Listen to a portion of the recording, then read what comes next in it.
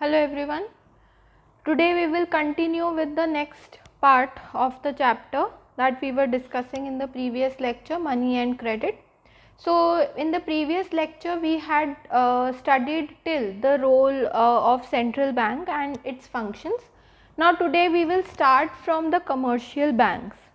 Now these commercial banks are the ones with which we as public are dealing with. हम जिन banking services को use कर रहे हैं या हम जिन बैंक्स को अप्रोच कर रहे हैं जो पब्लिक डीलिंग करते हैं, हम उन सभी बैंक्स को एक ग्रुप में क्लब कर देते हैं and these are known as commercial banks. ठीक है, ये जो बैंक्स हैं यही आपसे बेसिकली मनी एक्सेप्ट कर रहे हैं एज डिपॉजिट, और यही वो बैंक्स हैं जो कि आपको लोन के फॉर्म में पैसा उधार भी दे रहे हैं. All the features are the same. We directly come to the main features of commercial banks, that it is dealing with money, it accepts deposit and advances loans, it is also dealing with credit, it has the power to create credit. Commercial institution है ये which is aiming to earn profit. Unique financial institution which is creating demand, and it is dealing with general public which makes it a commercial bank. Bank की loaning activities पर अगर हम आएँ तो वैसे ही मैं आपको एक्सप्लेन कर चुकी हूँ पहले ही, but we'll just have a quick glance. अगर बैंक की लोनिंग एक्टिविटीज़ के ऊपर हम आएँ तो बैंक स्मॉल प्रपोर्शन अपने पास रखते हैं in the form of deposit. So bank is keeping proportion of deposit as cash with themselves. For example, they hold about 15% of their deposit as cash. This is kept as a provision to pay the depositor who might come any time to withdraw the money from the bank on any specific day. So it is using the money of the depositors and giving it in the form of advancing loans. Deposits to extend, bank will use major proportion of their deposit to extend loan. They make use of the deposits to meet the loan requirement of the people.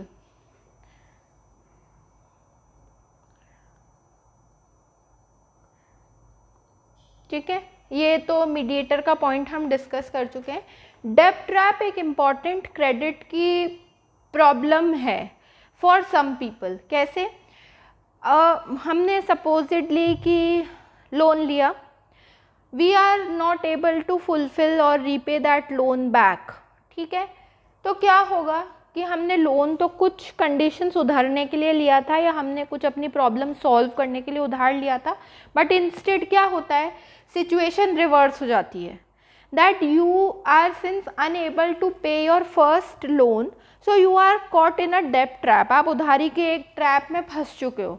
ये उन जगहों पर सबसे ज़्यादा होता है डेब्ट trap जहाँ पर इनफॉर्मल सोर्सेज जैसे कि आपके फ्रेंड्स हो गए, रिलेटिव्स हो गए, मनी लेंडर्स हो गए, लैंड ओनर्स हो गए, ज़मींदार हो गए, अगर तुम इनके पास पैसा उधार लेने के लिए जाते हो तो ये तो तुम्हें बहुत हाई इंटरेस्ट रेट पर पैसा उधार देंगे. बैंक से हम उनकी इंटरेस्ट रेट को कंपेयर नहीं कर सकते. दूसरा कि जब वो आपको ये सिचुएशन दे रहे हैं that you can repay it in innumerable number of years. ठीक है, तो कई बार तो वो डेब्ट ट्रैप जनरेशन टू जनरेशन भी शिफ्ट हो जाता है कि उधार तो दादाजी ने लिया था बट द डेब्ट trap is been fulfilled by the father और the son, right. So this situation, this type of credit makes you fossil in the डेब्ट ट्रैप. आप एक जाल में फंस जाते हो, उधारी के जाल में, right. So this is credit in this case. ऐसे टाइम पर उधारी, ऐसे मौके पर उधारी will push you to the pushes the borrower into a situation from which the recovery is very very painful. Often कई बार ऐसा भी होता है कि एक कर्जे को चुकाने के लिए person avails another loan to fulfill that, right.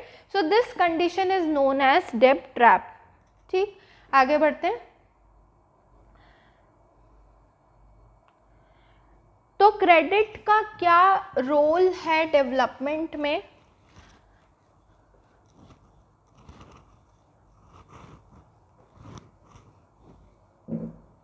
Credit का क्या रोल है डेवलपमेंट में? तो डेफिनेटली कंट्री के डेवलपमेंट में it is creating better facilities for agriculture and industrial activities, ये तो पता है हमको। Earning and support their family, ये कई लोगों को जिनको लोन से बेनिफिट हो रहा है तो they are venturing into some or the other kind of business or either profiting from agriculture, they are earning and setting up businesses, increasing their income to support families. इसके अलावा जो other activities हैं that they are helping people construction of their houses and getting rid of monthly rent. Social status, loan or credit helps a lot in raising the social status by enabling them to buy car। आप car के लिए loan ले सकते हो, scooters, television, it depends. अब जब आप किसी से उधार लेने के लिए जाओगे स्पेशली फ्रॉम बैंक, तो बैंक कुछ चीज़ों पर ध्यान देती है, जैसे इंटरेस्ट रेट हर लोन पर डिफरेंट होगा, कार लोन पर अलग है, हाउसिंग लोन पर अलग है, पर्सनल लोन पर अलग है, every loan has different interest rate, वो डिसाइडेड है। दूसरा, बैंक आपसे कुछ ना कुछ चीज़ सिक्योरिटी के फॉर्म में रखवाएगी।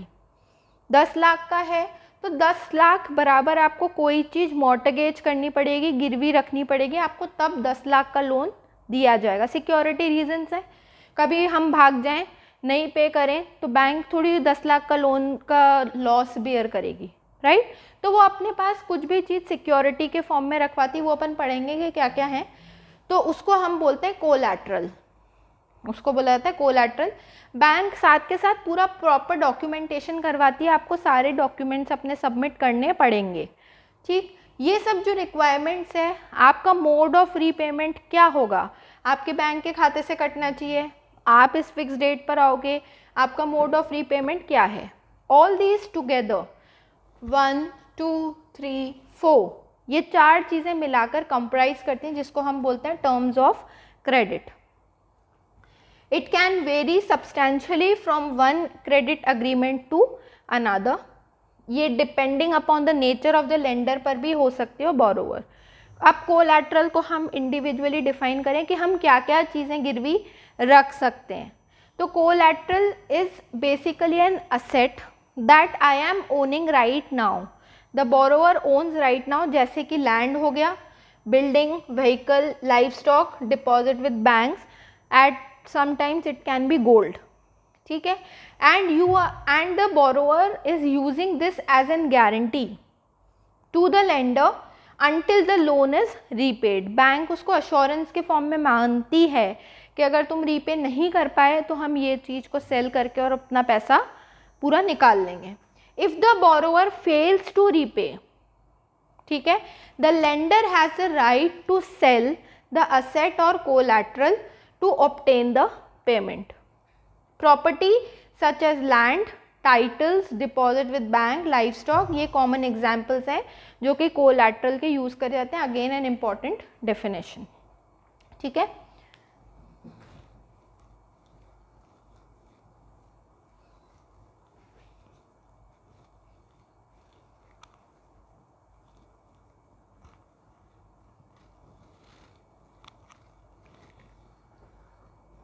Now there are certain reasons where the banks might not be willing to lend to certain borrowers।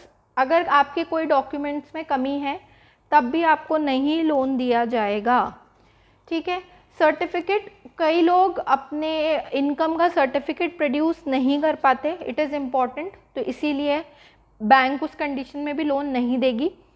Collateral की अगर कमी है, अगर कोलैटरल आपका इनकम या फिर आपका अमाउंट को सब्सटैंशिएट नहीं कर पा रहा, उस कंडीशन में भी आपको लोन नहीं दिया जाएगा। विटनेस, अदर कंडीशंस में there are few others who fail to produce 2 persons who can stand as surety in case he is unable to repay the loan। Witness की भी बहुत बड़ी रिक्वायरमेंट है, तो कई लोग फ्रॉड इतना ज़्यादा कर चुके होते हैं कि none of the people is willing to stand for them as an witness, ठीक है।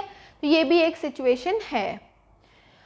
अब हमारे पास ये एक पाई चार्ट दिया हुआ है, इस पाई चार्ट में सोर्सेज ऑफ क्रेडिट बताए हुए हैं पर 1000 रूरल हाउस होल्ड्स के in India. This survey was conducted in 2012।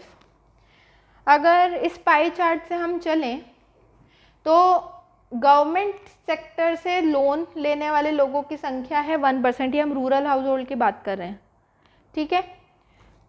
उसके बाद आपके पास है रिलेटिव्स और फ्रेंड्स, जिनसे 8% लोग लोन लेते हैं गाँव में। मनी लेंडर्स 33%, ठीक है। कमर्शियल बैंक्स 25%, कोऑपरेटिव सोसाइटी और cooperative bank 25%, other non institutional agencies 2%। अगर हम कमर्शियल बैंक्स को हटा दें और गवर्नमेंट को भी हटा दो, लैंडलॉर्ड भी है यहाँ पर 1%, अदर इंस्टीट्यूशनल एजेंसीज हैं 5%, ठीक। अगर हम कमर्शियल बैंक्स का शेयर हटा दें और गवर्नमेंट का शेयर हटा दें, 26% का शेयर हटा दें, तो हमें ये रियलाइज़ होगा कि रूरल एरियाज़ में जो लोगों की बैंकिंग एक्टिविटीज़ हैं वो जनरली किन के ऊपर डिपेंडेंट है? मनी लेंडर्स के ऊपर डिपेंडेंट है, लैंडलॉर्ड के ऊपर डिपेंडेंट है, फ्रेंड्स और रिलेटिव्स के ऊपर डिपेंडेंट है, and other non institutional agencies के ऊपर डिपेंडेंट है, right. This shows that the people who are living in rural areas are dependent for their loaning activities on non-commercial institutions purely. There are rarely few people who would agree that we should go to the bank. There are certain reasons, no doubt हम पढ़ेंगे आगे कि लोग क्यों नहीं जाते या क्यों जा नहीं पाते, दोनों चीज़ें हैं, but the reliance or the dependency still is higher amongst these people, right? आगे बढ़ते हैं. We now have sectors of credit in India, so we have two sectors from which we can avail loans, formal और informal. तो formal में तो हमारे पास आगे banks, commercial banks और कोऑपरेटिव सोसाइटीज़, और इनफॉर्मल में आगे बाकी सब friends, relatives etcetera etcetera, money lenders, ये सब लोग इनफॉर्मल सेक्टर का पार्ट हैं. This graph 2 has 2 colours, blue और पर्पल, 2 कलर में ये मार्क्ड है. आपके पास ब्लू कलर है percent of loan from informal and purple is percent of loan from the formal sector. Poor house holds हैं, house hold with few assets हैं, well of families हैं और rich house holds हैं, ठीक है. Poor house hold से शुरू करते हैं. सबसे बड़ा शेयर किसका लग रहा है? हमें सबसे बड़ा शेयर 85% का लग रहा है, ठीक है. 85% जो लोग हैं they are availing loan from these informal sector. 15% जो हैं वो फॉर्मल सेक्टर में है. जिनके पास थोड़े बहुत असेट्स हैं उनमें ये रेशो 53 और 47 का है. वेल ऑफ में 72 और 28% का है और रिच में 90 और 10% का है. This is a clear difference. तो फॉर्मल सेक्टर जो हैं these are working under the supervision of Reserve Bank of India. Rate of interest is very low. First, commercial bank, cooperative society, ये मेन सोर्सेज हैं formal sources of credit के. अब अपन आते हैं इनफॉर्मल सोर्सेज ऑफ क्रेडिट पे, informal sector loans पर. तो हमारे पास इनफॉर्मल सोर्सेस किसी भी गवर्नमेंट सुपरविजन में काम नहीं करते. कोई उनकी ऑर्गेनाइजेशन नहीं है, कोई फिक्स्ड रेट ऑफ इंटरेस्ट नहीं है. हो सकता है दो अलग अलग लोन, अलग अलग लोग अगर पैसे मांगने के लिए जाएं तो एक को 10 पे दे दिया, एक को 12-15 पे दे दिया, कोई फिक्स नहीं है, ठीक है. रेट ऑफ इंटरेस्ट बहुत हाई है in comparison to bank, sometimes even 20, 25, 30% interest. Relatives, money lender, landlord, ये मेन सोर्सेज हैं, ठीक. अब हम आरबीआई के बारे में थोड़ा सा डिटेल में पढ़ते हैं. आरबीआई को रिजर्व बैंक ऑफ इंडिया भी बोला जाता है, जिसका एम्बलम एक टाइगर है and coconut tree is shown over here. Reserve Bank of India का मेन रोल है that is it is first supervising the functioning of formal sources of loan. Bank एक मिनिमम कैश बैलेंस अपने पास reserve रखती हैं. RBI monitor करता है उन सब बैंक्स को that actually they are maintained. ऐसा नहीं है सिर्फ बोलने के लिए, बट उनका कैश बैलेंस मेंटेन्ड है या नहीं है. RBI is also looking for कि बैंक सिर्फ और सिर्फ प्रॉफिट मेकिंग बिजनेसेस और ट्रेडर्स को लोन ना दे, बल्कि small cultivators, small scale industries और स्मॉल बोरोवर्स को भी ये फैसिलिटी प्रोवाइड करे।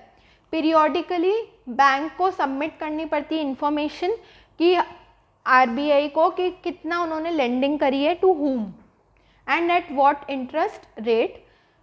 सुपरविजन ऑफ RBI नेसेसरी है because of the following reasons. First है सेफ डिपॉजिट, पीपल का जो भी पैसा बैंक में सेफ रखा जाता है और कोऑपरेटिव सोसाइटीज़ में रखा जाता है उसके लिए ये ज़रूरी है। मिनिमम कैश बैलेंस है कि it is giving power to the RBI to force the banks to maintain that minimum cash balance. Supervision करना कि honest and real needy people who are having the capacity to repay the loan along with interest on time. Checking policy, RBI checks that all formal credit agencies are following the economic policy or guidelines laid by the government of the country. ठीक है, okay, so we were discussing the self-help groups for the poor. Now this group is often short named as SHG, and this group is meant for the poor households and the rural household.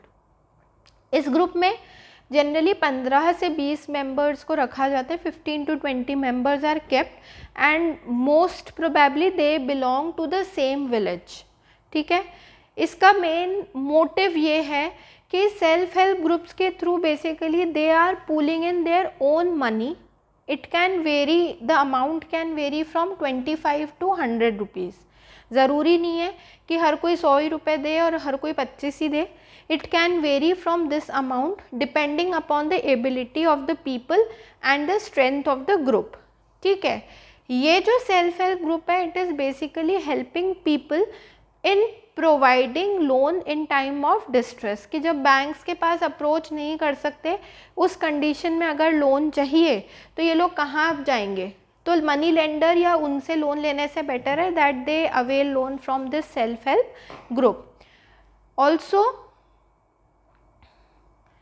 The self help group is providing loan to the members at very reasonable interest rate.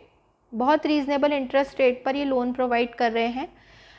अगर इनकी lending activities regular रहती है तो 1 या 2 साल में, और इनकी सेविंग्स रेगुलर हैं तो 1 या 2 साल में this group becomes eligible for availing the bank loan.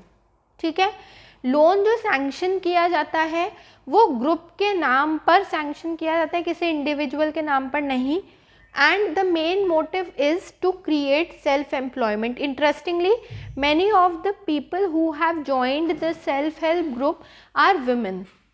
Women हैं जो कि जिनके अंदर बेसिकली एक एम्प्लॉयमेंट से रिलेटेड और एक रेगुलर मीटिंग पॉइंट है जहाँ पर माइट बी पॉसिबल कि पॉलिटिकल एक्टिविटीज़ भी डिस्कस होती हों, and it is keeping them away और at distance from the households, right, जो हाउस होल्ड्स के कोर्स वो लोग करते हैं। रिसेंट ईयर्स में बहुत सारे कमर्शियल और cooperative banks have provided loan to these self help group for releasing the mortgage land, for meeting the working capital needs, for housing material and for acquiring assets like sewing machine, handloom, cattle etcetera. बहुत सारे self help group जो हैं वो democratically function कर रहे हैं। That is, it is the group which decides regarding the loan to be granted, interest to be charged or schedule. ठीक है, in case of non-payment by any member, it is followed up very seriously by other members of the group. Because of this feature, the commercial banks never hesitate in providing loan to these groups. The last important feature of this group is that they are being organized by women. जैसा मैंने आपको बताया, these are helping women to become financially self-reliant. The regular meeting of the group provide platform to discuss on variety of issues such as health, dowry, domestic violence, child marriage, etc. Right? So with this we complete our chapter one of the examples is ग्रामीण bank. इसका आपको ग्रामीण bank का वो NCERT में मिलेगा. ये ग्रामीण बैंक जो है ये बांग्लादेश का एग्जाम्पल दिया हुआ है, जो कि फाउंडेड है बाय प्रोफेसर यूनुस खान. और ये ग्रामीण बैंक इतना रेगुलर रहा है अपनी सेविंग में that it has now become one of